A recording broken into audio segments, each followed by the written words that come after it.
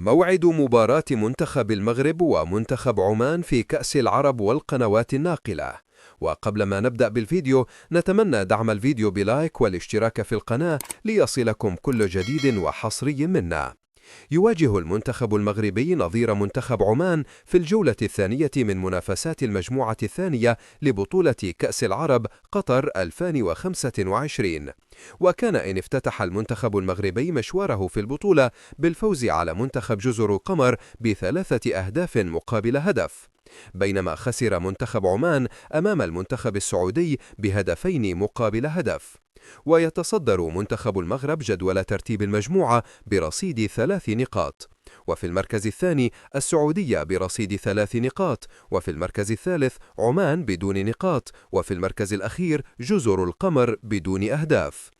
تقام مباراة منتخب المغرب ومنتخب عمان على أرضية ملعب المدينة التعليمية في قطر، وموعد مباراة المغرب وعمان يوم الجمعة الموافق اليوم 5 من شهر ديسمبر الجاري، وتنطلق صافرة بداية المباراة عند الساعة 3:30 عصرا بتوقيت المغرب، 5:30 بتوقيت عمان.